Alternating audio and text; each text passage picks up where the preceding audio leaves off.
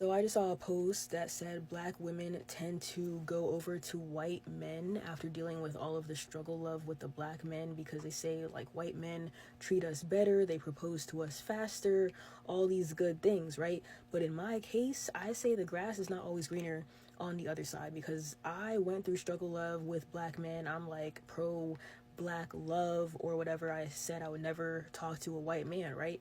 But then after all my other situations, I was like, dang, like let me try a white man. Like I guess I'll get out of my comfort zone. So once I started talking to a white man, it was actually going good. And I was like, oh wow, he's actually super nice. He's giving me compliments all the time. He's saying that he likes my hair. He's saying that I dress better than the white girls. He's giving me like, presents, and he's taking me out, whatever. So I'm thinking like, oh, this is 10 times better than my past relationships already.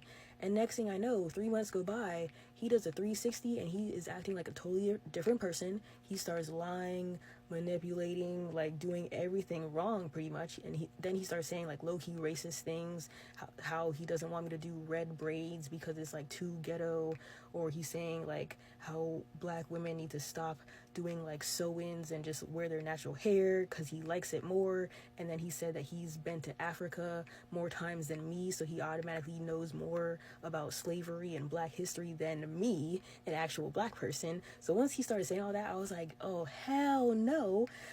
So like it turns out he was actually the most evil man I have ever met in my life. And that kind of put me off from white men, because now I'm like, dang, like I don't even want to talk to another white man, because I'm probably going to get a repeat of that situation, or they're probably going to have like some low-key racist thoughts in the back of their head the whole time, or I don't know how their parents think and their grandparents, all that stuff, right? So I figured like, dang, like is it actually better for me to just stick with black men, because that's what I know, even though it is struggle love, they might act differently in relationships, but at least I know what I'm dealing with. So that's what I'm saying, like the grass is not always greener, and I'm just gonna stick with my black man at that point. As a black woman who has dated white men in the past, these are some of the things that I've faced and heard in my relationships. One of them, my first white boyfriend always made comments about my hair, especially when I changed it, or maybe it was just like getting it done. I was wearing weaves, and I remember the first time he had touched it, and he was just like, oh. I got really insecure about it, and so I would never let him touch my hair when we were being physical or just anytime. He'd be like, I don't understand why you have to wear fake hair. I was like, this isn't fake, it's human. So another time, he actually invited me to his parents' house, and I was driving from school, and he was about midway to my home, so I always would try to stop to see him. The first time that he invited me with his parents knowing, I came and we were just hanging out in the basement. Like I was seeing his childhood through the lens of, his parents' home. And we were just hanging out when his parents got home and we came upstairs. This was really uncomfortable because when we went upstairs, his dad took one look at me and could not look at me for the rest of the night. I had no idea that his dad was racist, but even me just trying to be like, oh, like, do you like this? Or trying to have conversation with him, he would flat out ignore me. This was very uncomfortable. The next day I told him like, hey, I think your dad might be racist. And he was like, yeah, you're right. And I was like, oh, wow, why would you put me in that situation? And he was like, well, I wasn't 100% sure, but I just wanted to see how he would react. See, this is exactly what I mean by when people talk about some of these white men using or being in interracial relationship because they are rebelling against their parents. He knew the type of father that they had, but he wanted to be sure. So he puts you in a very dangerous position just for him to verify if his father is actually racist. And some people are actually here telling me that I'm being racist when I'm talking about something like this. When I'm trying to raise awareness, I am not here to tell you who to date, but I am just here for young girls out there that are romanticizing interracial marriage so that they will know what they are getting themselves into. So this was also extremely damaging to my security and self, because I had this feeling like, oh, this person chose to be with me, but it was more so just testing how much they could gauge the anger that their parent would feel for them rebelling against their wants. After years of us dating, I was always being snuck into his family house, and I would be snuck out before his dad woke up at a certain time. So I would have to drive home super early in the morning before his dad found out. So we dated for like 4 years, and for that first year, I had met his parents, and then he kept me a secret for like 3 years. And like the last year before we officially broke up, his parents allowed me to come to Christmas dinner. I sat on the couch with him, and I remember like laying on his shoulder, and I remember feeling his dad's eyes just like burning a hole in my skull. And before Christmas, he was like, Dad, I want to bring my girlfriend to our lake house with our cousins. Like, I want her to meet everyone. And his dad was like, you will not embarrass me like that. So I remember like I had all my stuff packed, and I was like laying in my bed waiting for him to give me the answer. And he calls me and he's like, I'm sorry, like you can't come. And he's like, I'm pulled over on the side of the road because I don't know what to do, if I should just turn around and go home. Like, but it's like he chose to go up north and leave me. So now my other partner was another guy that I met in college. This one was like more covert. I actually remember my ex, the first one I was just telling you guys about, flying to Australia. I was doing a study abroad there. And I knew this guy, the second one, from my class, and we would just text and stuff. And he was trying so hard to take on the role that my boyfriend at the time had. And I was just like, I just want to be friends with you. I just want to be friends with you. And it wasn't until I knew like that my first boyfriend was never going to choose, like he was never going to pick between me and his family, that I finally was like, okay, like I'm willing to give this other guy a try. Now this other guy was a lot more covert.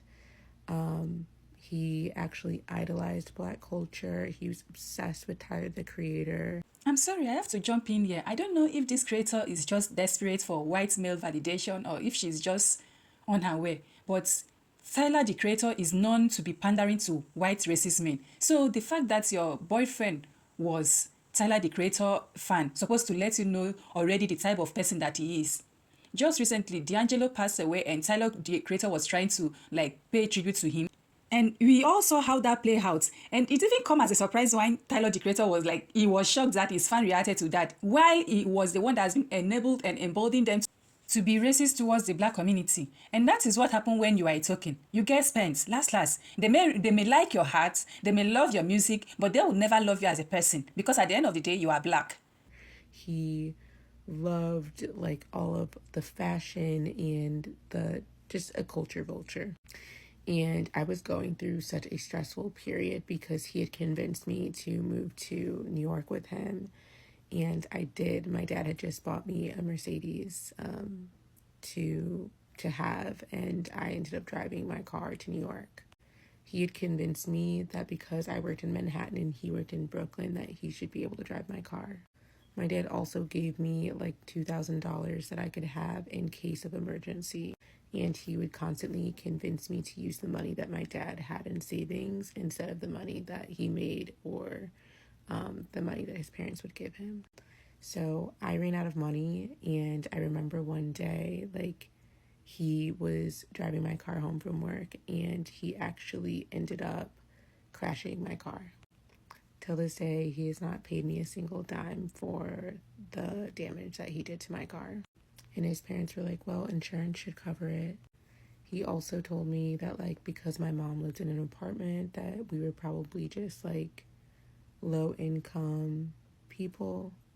And then he ended up, like, randomly coming down to my mom's apartment and being like, oh, wow, this is a lot better than I thought. He had actually said some things like, we live in a nice house, like, you live in an apartment.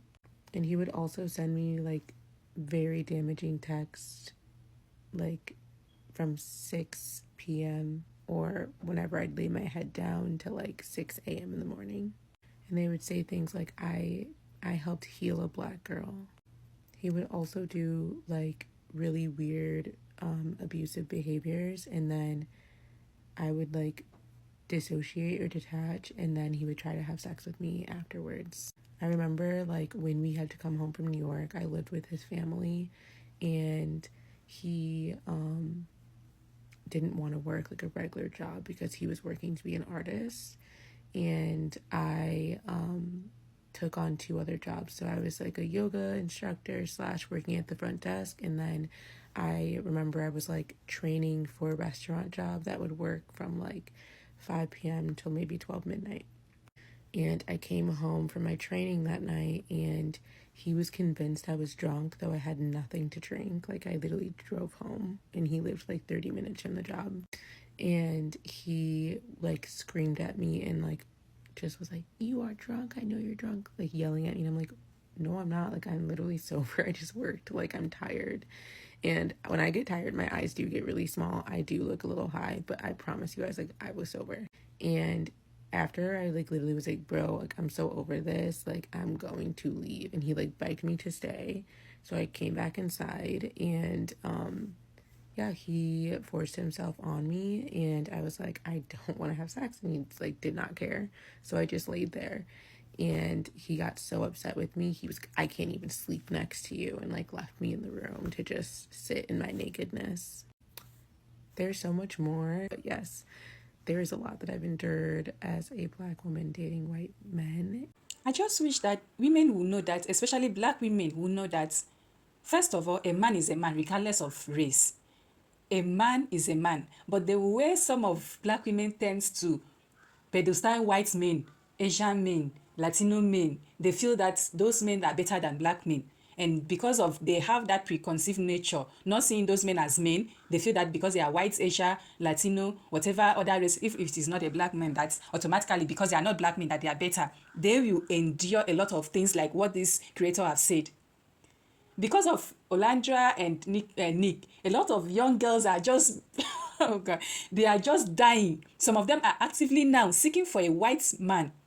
But what they failed to realize is Olandra was even skeptical of Nick because she knows what comes with dating a white man or any man outside of your race.